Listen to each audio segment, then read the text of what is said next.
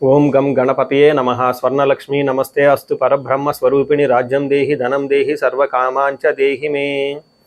12 రాసుల వారికి లక్ష్మి స్వర్ణలక్ష్మి అమ్మవారి యొక్క కృపా కటాక్షం వలన ప్రతి ఒక్కళ్ళకి ఆత్మజ్ఞానం కలిగి ఉండాలి. తద్వారా ప్రతి నిమిషం ప్రతి సందర్భంలోనూ సంతోషంగా ఉత్సాహంగా ఉండే విధంగా అమ్మవారికి అందరినీ ఆశీర్వదించాలని, అంతేకాకుండా రాజ్యం దేహి మన అందరికీ మంచి పదవి, ఉన్నతమైన స్థితి, ఒక అధికారం, దర్పం అన్ని కలిగించాలని, దానితో పాటు స్వర్ణలక్ష్మి అమ్మవారు ప్రతి ఒక్కరికి ధన ప్రవాహాన్ని కలిగించాలని, ఫైనల్గా సర్వకామాంచ దేహిమే మనం అనుకున్న ప్రతి కోరిక కూడాను ఇమ్మీడియట్గా తక్షణమే అమ్మవారు మనకి నెరవేర్చాలని చెప్పేసి అమ్మవారు ప్రార్థన చేస్తూ, గణపతిని కూడా మనం చేసే ప్రతి దానిలోని మనకి బుద్ధి సిద్ధి, చక్కటి విజయాన్ని, ఒక మంచి వివేకాన్ని కలిగించాలని, సత్ డెసిషన్స్ మంచి నిర్ణయాలు తీసుకునే విధంగా మనకి గణపతి మనకు కృప ఉండాలని చెప్పేసి ప్రార్థన చేస్తూ, మనం ఈరోజు టాపిక్ చూసుకుంటే సూర్యుడు వృషభ రాశి నుంచి మిథున రాశిలోకి మారుతూ ఉన్నారు. దీనిని మనకి మిథున సంక్రమణ అంటారు. అంటే ఇది 12 రోజులు ఉంటుంది ఈ సంక్రమణ. మనకి మకర సంక్రమణ, మకర రాశి ఎలానో ప్రతి నెల ఒక్కొక్క సంక్రమణ వస్తుంది. ఇప్పుడు రాబోయే సంక్రమణ మిథున సంక్రమణ అంటారు. ఇది 30 రోజులు ఉంటుంది. 15వ తారీఖు జూన్ నుంచి జూలై 15 వరకు ఉంటుంది. ఈ 15 రోజులు సూర్యుడు మిథున రాశిలో ఉండటం వలన ఏం జరుగుతుంది 12 రాశుల వారికి అని తెలుసుకున్నాం. అయితే ముఖ్యంగా సూర్యుడు మారటం వల్ల సూర్యుడు ఎలాంటి విషయాల్లో మనకి ప్రభావాన్ని చూపిస్తాడని తెలుసుకుందాం. సూర్యుడు వచ్చేటప్పటికి ముఖ్యంగా 8 రకాలైన అంశాలపైన ప్రభావాన్ని చూపుతూ ఉంటారు.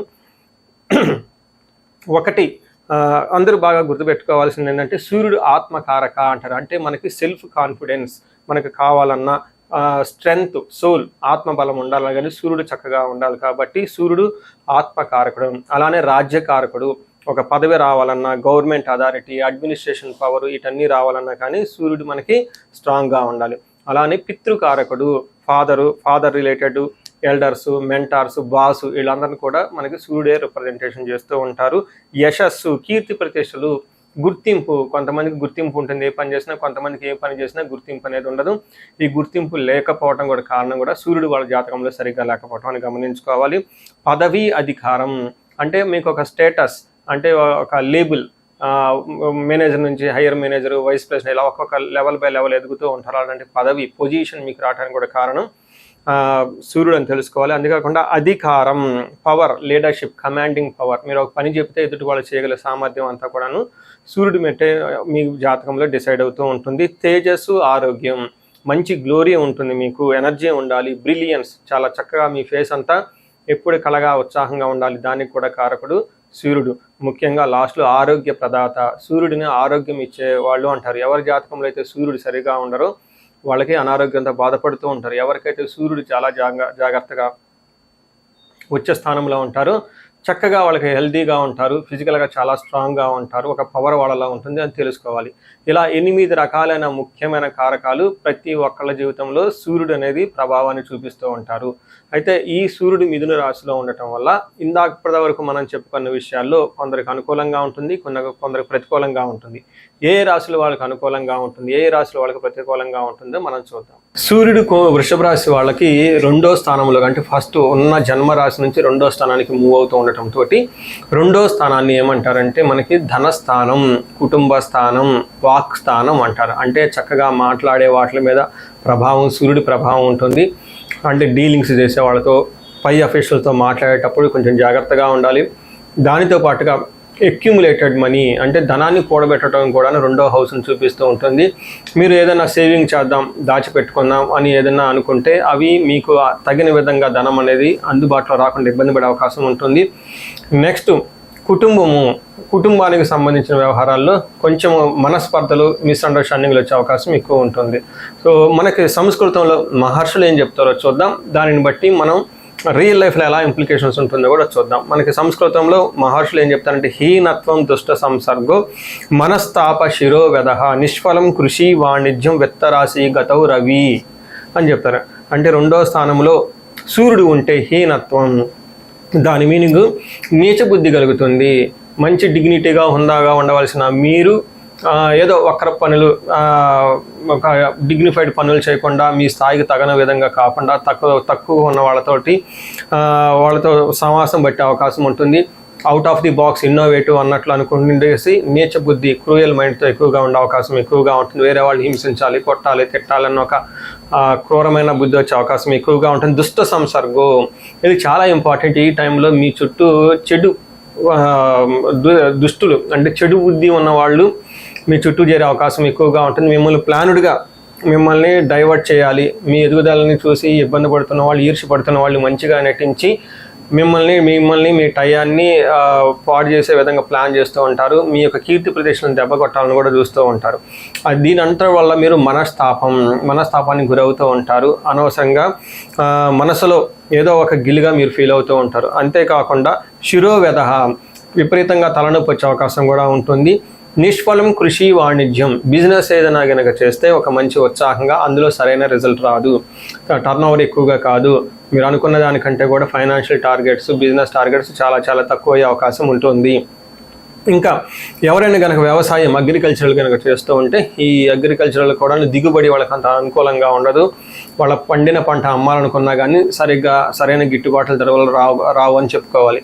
ఇంకా ఎవరైనా డాక్టర్స్ కానివ్వండి, లాయర్స్ కానివ్వండి, ఒక మేనేజర్ లెవెల్లో ఉన్న పొజిషన్లో ఉన్న వాళ్ళంతా కూడాను మీ యొక్క నిర్దేశించిన లక్ష్యాలు ఏవైతే ఉంటాయో అవి చేరుకోవటంలో కొంచెం ఇబ్బందులు పడే అవకాశం ఉంటుంది. సో చూశారు కదండి, సూర్యుడి వల్ల కొంచెం మీకు ఆటంకాలు కలిగే అవకాశం ఉంటుంది ఇందాక చెప్పుకునే విధంగా. వీటితో పాటుగా మీకు అన్ఎక్స్పెక్టెడ్గా 8th హౌస్లో సూర్యుడి దృష్టి ఉండటంతో అన్ఎక్స్పెక్టెడ్గా గొడవలు అవటం, తర్వాత ఏమవుతుంది, గొడవలు ఇబ్బందులు పడే అవకాశం ఉంటుంది. అన్ఎక్స్పెక్టెడ్గా డిసీజ్ వచ్చేసి మళ్ళీ పోయే అవకాశం కూడా ఉంటుంది. సో సూర్యుడు మీకు 2వ స్థానంలో ఉండటం వల్ల కొంచెం జాగ్రత్తగా ఉండవలసిన పరిస్థితి ఉంటుంది ఈ రాశి వాళ్ళకి. సో మనం పరిహారాలు చూసుకుంటే సూర్యుడికి కొన్ని పరిహారాలు మీరు చేసుకునే పరిహారాలు కొన్ని ఉంటాయి. కొన్ని వచ్చేటప్పటికి బ్రాహ్మణ పండితులతో చేయించుకోవడం చాలా ముఖ్యం.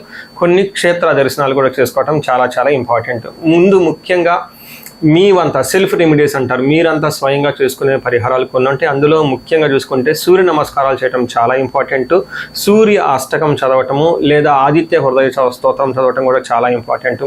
ఎప్పుడైతే ఆదిత్య హృదయ స్తోత్రము, హనుమాన్ కార్యసిద్ధి మంత్ర రెండు కలిపి చదువుకోగలిగితే ఇంకా చాలా మంచి రిజల్ట్ ఉంటుంది. సో ఇక్కడ ఆదిత్య హృదయ స్తోత్రంతో పాటు హనుమాన్ చాలీసా కానీ, హనుమాన్ కార్యసిద్ధి మంత్రం కానీ చదువుకుంటే ఇంకా చక్కటి మంచి రిజల్ట్ వస్తుంది. సో ఇవన్నీ మీరు చేసుకునే మీ వరకు మీరు చేసుకోవచ్చు. ఇంకా టెంపుల్స్కి వెళ్ళేసి అక్కడ నవగ్రహాల చుట్టూ తిరిగి గోధుమలు కనుక దానం చేయగలిగితే, సద్బ్రాహ్మణులకి సత్పురుషులకి చేయగలిగితే ఇంకా మీకు చక్కటి మంచి రిజల్ట్ వస్తుందని గమనించుకోవాలి.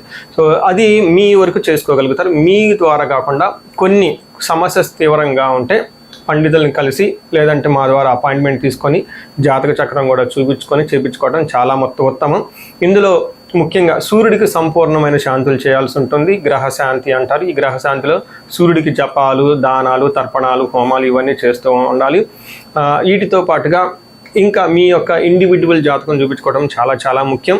ఎవరికైతే మీ యొక్క ఇండివిజువల్ లైఫ్లో మీకు ఏజ్ 35 to 45 మధ్యలో ఉండి 40 years +or- ఉన్న వాళ్ళకి ఎక్కడైనా మీకు లైఫ్ స్టాగ్నేటెడ్ కనిపించింది, అప్పటిదాకా సక్సెస్ఫుల్ ట్రాక్ రికార్డు ఉండి ఇక్కడ ఎందుకో ఆగిపోయారు, గ్రోత్ లేదని మీకు అనిపిస్తే ఒక్కసారి కాల్ చేసి అపాయింట్మెంట్ తీసుకోండి, మీ జాతకం చెక్ చేసుకోండి. నేను 35 to 45 ఏజ్ గ్రూప్ రీసెర్చ్ గ్రూప్గా చేస్తూ ఉన్నాను. చాలామంది పీపుల్ మిడ్ లైఫ్ క్రైసిస్ అని చెప్పేసి ఇక్కడ ఆగిపోతూ ఉంటారు. చాలామందికి డైవర్స్లు అవుతూ ఉంటుంది, సడన్గా కెరీర్లో బ్రేక్ వస్తూ ఉంటుంది. సో ఈ మిడ్ లైఫ్ క్రైసిస్ని మన ఆస్ట్రాలజీ, వేదిక్ ఆస్ట్రాలజీ ఎలా డీల్ చేస్తుంది, దాంట్లో ఏమేమి ఉంటాయి అని చెప్పి తెలుసుకోవచ్చు.